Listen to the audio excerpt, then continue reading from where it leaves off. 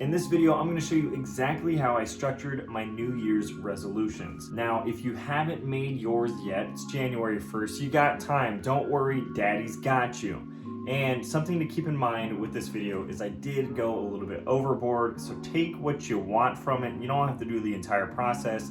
This is just how I did it. Step one, the first thing that I did was I snagged one of these bad boys, I turned it the right way, and then I wrote in it. It's a notebook and it's blank. I also grabbed one of these. The real incentive here is I just went free flowing. Whatever came to my mind that I thought I would want to do in this year, 2022, trying to keep this video relevant in this next year, generically, I wrote it down. No judgment. Whatever came to mind, I did it. Whether that was career related, this is just a big page of smorgasbord of things. Career related, financially related, there's a scratcher in here, relationally, spiritually, anything that came to mind that I thought I might want to try my hand at in the next year, I wrote it down in this book. And I molded on some questions as I wrote, one of them being, what do I really want to do?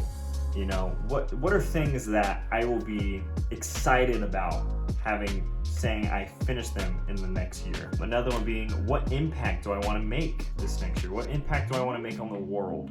You know, those are going to be goals that are legacy type goals, you know, things you want to accomplish, things you need to do to leave a mark for yourself, whatever that may be. It doesn't have to be huge. And then most importantly, the question, what are the steps to get there? And then over the course of time, this is probably like 2 or so weeks, I just mold on those things. Which one of these are the most important? What are the real steps? I wrote down all of my side hustles that I thought I would like to try, because if I have financial goals that need to up my income, I better have some side hustle ideas as well. And this is where the juice comes in. I moved all of these, wrote them all down, put them in my notes. So then as the week went on, and time went on, I could pull my phone if I thought of something, and then I could just type it in real quick. I think the journal helped me have that more of a connection to my thoughts.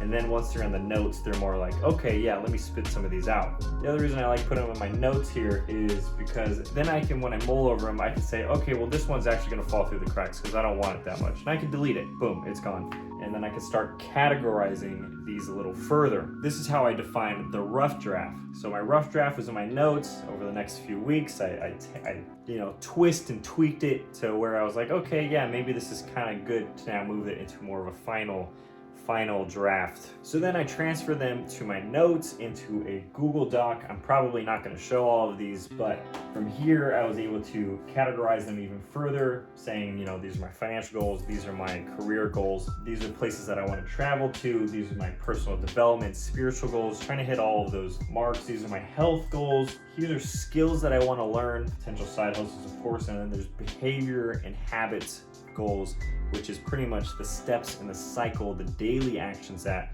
I need to do in order to accomplish those other goals. The reason those other extra steps are so necessary, and you'll see that in the next part of this, is when you hit a wall and you ask yourself, what am I gonna do next? What's my next step? You don't want to have that question come in your head. You want to have already thought of this. Or what are you gonna do when you're tempted to, one of my things on here is to not eat desserts, not eat candy. What am I gonna do when a piece of candy is on my desk? I just had one on my desk, I didn't eat it. When this piece of candy is on my desk, how am I gonna not fall into this temptation? If you don't have those steps laid out, odds are you're more likely to fail. So these behavior habit-based goals are super crucial to nailing the bigger top level goals. And I'll show you even further in a moment. So then what I did, so for health goals, of course, we're busting open a new spreadsheet. If you want to start working out, what workouts are you going to do and what time of day are you going to do them? Mondays, I'm hitting shoulders. Tuesdays, I'm hitting legs. These are the exact exercises I'm going to do. These are the reps I'm going to do. These are the sets I'm going to do. And then what am I going to do if I can't go to a gym? I need to have that laid out too. I have some WODs prepared. So if I have a visitor over and I can't go to the gym, but I have 20 minutes to spare, I'm going to do a WOD with just body weight instead of going to the gym. These are all circumstances that I'm preparing for because I want to stick to these goals. You need to know them. Another example is I want to post more on YouTube 1 to 2 times a week. What videos am I going to post? I need to have the titles. I need to have what's going to be up there, or else it's just going to be like, I hope I do it. Same with podcast guests, I did the same thing. But here, now we're getting into the juice of what I believe is foundational to this, and this may just be the project manager inside of me that wanted to do this, is I made a task board. I know what you're thinking. I'm not going to apologize, all right? This is what I did, and it's necessary, and I'm going to tell you why. So now with the task board, I'm using Asana. Yeah, this is very transparent. This is very vulnerable. So appreciate that. Hit the like button for transparency and vulnerability. What I got going on here is, at the top level, the objective here is what I want to accomplish. I want to raise $1.2 million for anti-sex trafficking efforts in 2022. That's a specific goal. It's great. But then I need to know, what are the next steps in order to do that? I need to allow users to donate. I need to give them a way to donate. This is another thing, I need to have a consistent intro and outro where people listen to the podcast and they know exactly this is the goal that we're all trying to hit collectively. And it goes on for each of these goals. And the reason I like this is because now it's visual to me. Now I can mark these off once I've done this task, and I know that I'm getting closer. There is no wishy-washy of how do you know you're getting close to this goal? Well, are you doing the steps that you made to accomplish it? This sounds overwhelming, I'm sure, and it was to me as well. So if we head back to the Google Doc, I'm trying something new, stating my goals in a quarterly fashion. So I can predict what's gonna happen in the next 12 weeks better than I can predict what's gonna happen in the next 6 months to a year. You can have a destination set for December 2022, but it's hard to know where you're actually going to be in December 2022. There's a lot of external factors. However, you have more control over the foreseeable future of the next 12 weeks, your quarterly goals. So what I've done with each of my other big goals, because I don't have to get all the big goals in the first quarter, right? This is a whole year's worth of goals. I can lay out next 12 weeks, what am I gonna do? What are the things I need to accomplish in the next 12 weeks that are gonna prepare me and set me up for quarter two? How is quarter two gonna affect my quarter three? Just makes it much more tangible, much more attainable to hone in on the things you wanna do, because they're right there in front of you. The other thing I did, like I mentioned with knowing what time you're gonna work out, knowing what time you're gonna do things, is I went onto the Google Calendar and then I kind of mapped out what's my most productive hours of my day and which tasks do I perform best at what time. Hopefully that makes sense. And the thing I kept in mind is, I think it's called the circadian rhythm, circadian cycle. You know, it's your natural sleep cycle. I'm naturally a night owl. This is my attempt at trying to optimize how I work. So I'm more likely to do my best creative work in the sense of like, I write best in the morning. I usually can record things best in the morning. And then come nightfall, I also like to write at night as well, but I do my best editing.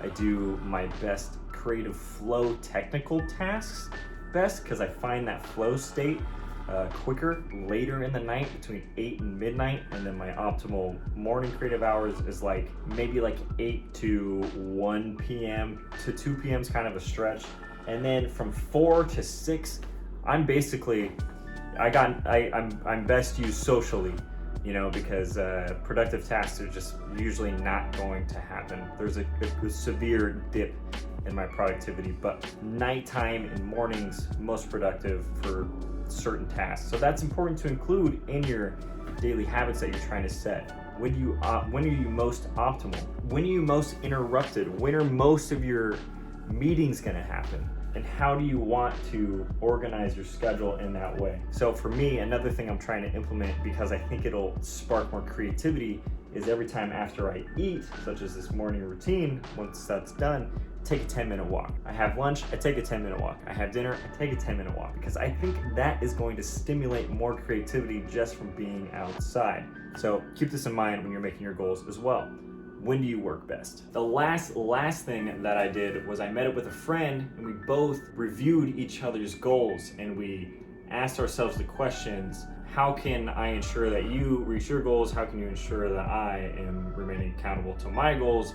Are these goals in line with what we actually want to do? Are these steps to these goals founded in being possible? And something I want to encourage to you if you're watching this is My mindset this year when making goals is to be more unrealistic with them. Why would I do that? Why would I go bigger than what I think is normal? The reason I'm gonna do that is because I believe there is so much competition in the middle.